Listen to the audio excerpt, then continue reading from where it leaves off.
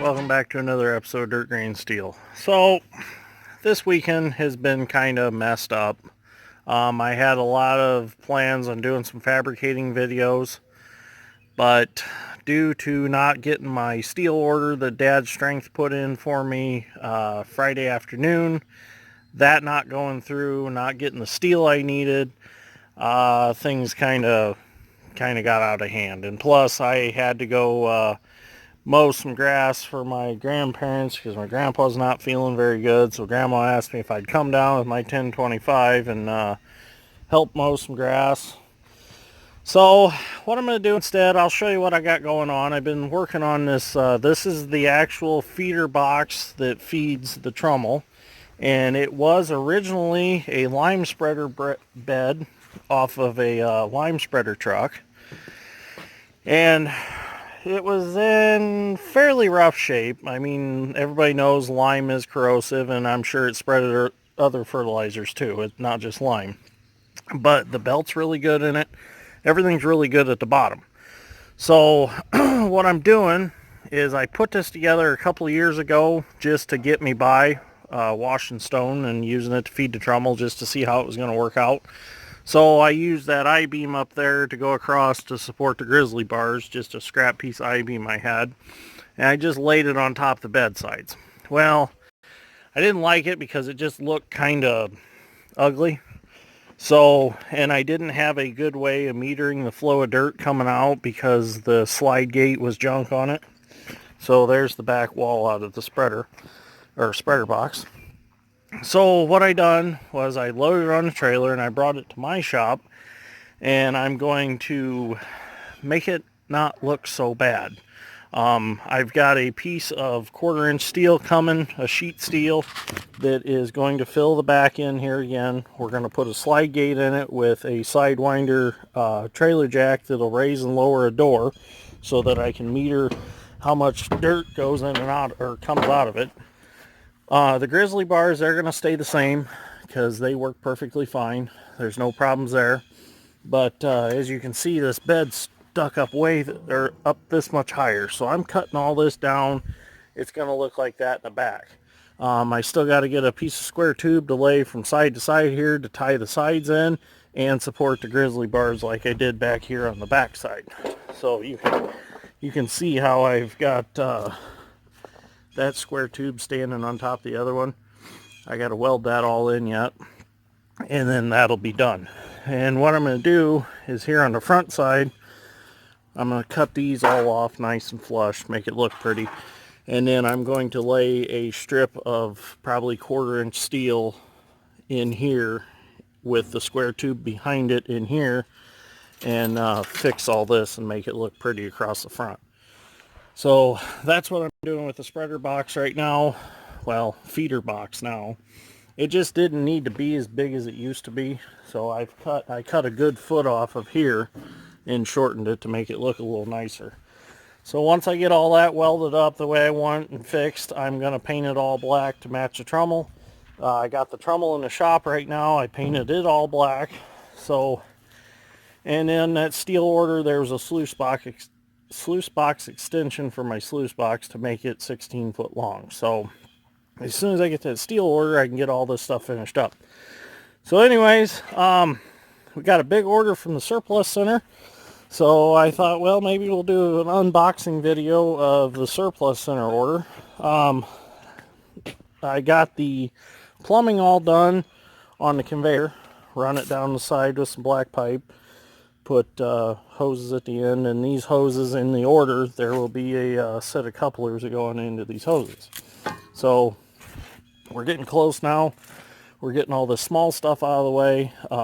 The surplus center order has all the flow control valves for the feeder box, the trommel, the conveyor, and little trommel. So let's go do that unboxing. So we're going to do some unboxing of some surplus center stuff that I purchased. You remember these hydraulic manifolds from the last video? These are actually what most of these fittings are for. So I got the boxes already opened. Got 3/4 by 3/4 swivel pipe fittings for these. Actually, one of these will thread in the end of here, and then a hose will thread to it. Then I got couplers, sort of like Pioneer couplers. I think they are about the same, but these are only like 10 bucks a set from the Surplus Center, so it's a pretty good deal. I got these to connect the little conveyor to the trommel, and these will also go for the little trommel to hook to the rest of everything. So got those, got 4 of those. These are the 3/4 ones, swivels, and then I got 1/2-inch swivels. So those are all swivel pipe fittings, pipe thread, and then I've got these in 1/2-inch 90s too, which I'll show you where the 90s are going. So these are the 90s. These will thread in here. Well, however I plumb it. I think these will probably thread in the flow control valves, and these straights will thread in here. Because I believe I'll come up out of here, from here with a short hose to the bottom of the flow control valves, which I haven't got out yet. I've got one unboxed already. These are the flow control valves that I'm going to be using. Loosen this up, you can move it. Changes the flow of hydraulic oil to whatever you want to run. One of these will run baby trommel, the conveyor, the big trommel, and the feeder box. So I'll be able to control all the oil flows from this manifold. These will get fed. From these, we'll control each function. Plus, I don't have it over here. I'll go get it.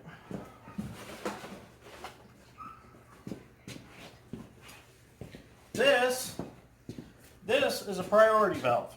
And this priority valve is going to make sure that oil goes to the feeder box at all times and doesn't change flow-wise. Because that was the biggest problem. The feeder box would start pulling hard and the oil would go to the motor with least resistance, and that's the trommel motor.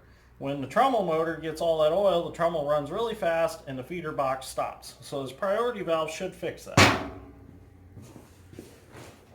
So these are all this valve.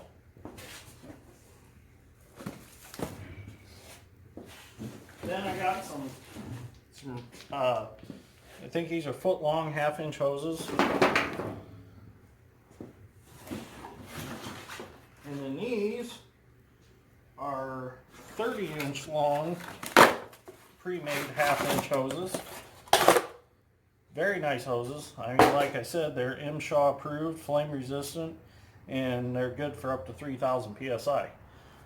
And I think them were like under $10 a piece, I believe. I can't quite remember. I ordered all this. This all came in, let's see, I think I ordered it Monday and I kind of forgot prices by now.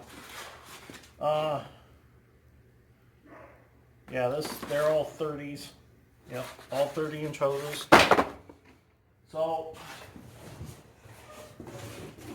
one more. It's like Christmas. Christmas I had to pay for myself. But anyways, everything you see right here should almost finish the hydraulic plumbing for the trommel, the feeder, and everything. So I think I got enough fittings to do it all. My friend Bobby's getting me steel oil line that we're going to run from the power unit up to the trommel to feed these. That's going to be all 1-inch tubing so that it has plenty of oil flow to these. So we got all this from the Surplus Center, and then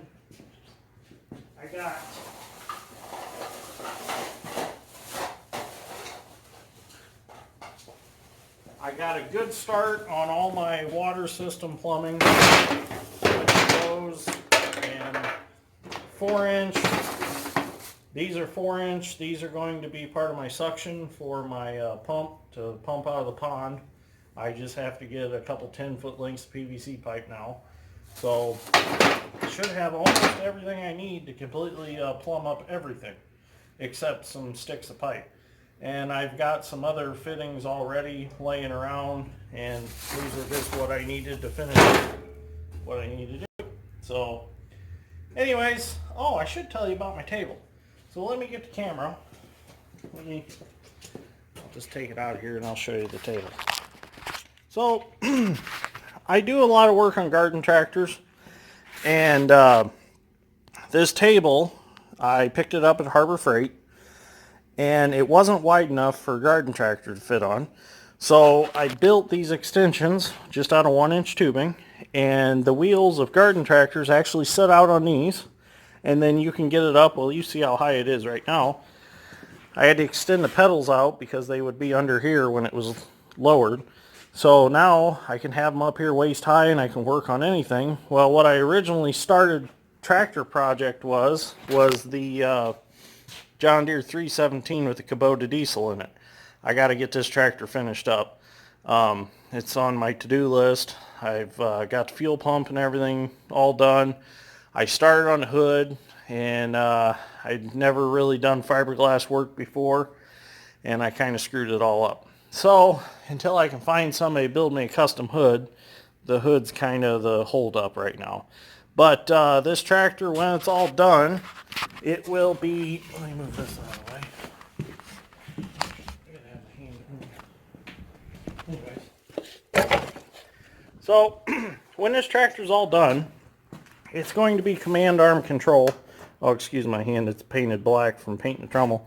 It's going to be command arm controlled like the big John Deere tractors. You're actually going to be able to go forward and reverse right here with a little knob like the power shift and tractor, and then the throttles right here for the throttles for the engine, and then I'm going to do something with the hydraulic remotes up here so you can run them with your fingers. So that's next on the to-do list. I just haven't got that far yet. But and I've also been working on, I wanted some nice sets of black pipe fittings, and I can't find anywhere that actually sells like assortments. So what I'm doing is I got these DeWalt containers that I picked up a couple, I think last Christmas. They were on clearance, so I picked them up. So I'm making one for 3/4, or one for 1/2 inch, and one for my 3/4 inch pipe fittings, and then I'm going to get another one and do 3/8, some 1/8 inch, and maybe I'll go up to 1 inch. I don't know yet. Oh, we're missing something from the surplus center. I just thought about it. Where'd they go? Huh. I'm going to have to find those, because I bought another, oh yeah, and that's another project I'm going to finish up. I just got to get the board cut out so I can get it painted to put behind there.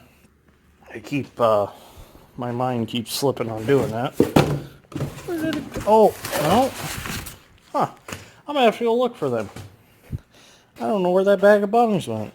Oh, well, they're here somewhere.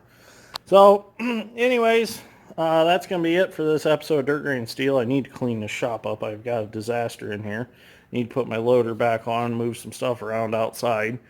I took it off so I could go do the mowing and stuff. But anyways, thanks for watching. Sorry it wasn't that exciting, but we got to see some cool hydraulic fittings and stuff like that in this video. But so stay tuned. We're going to be mining soon, I promise. Got some other cool stuff coming up. So anyways, thanks for watching, and I'll see you on the next video.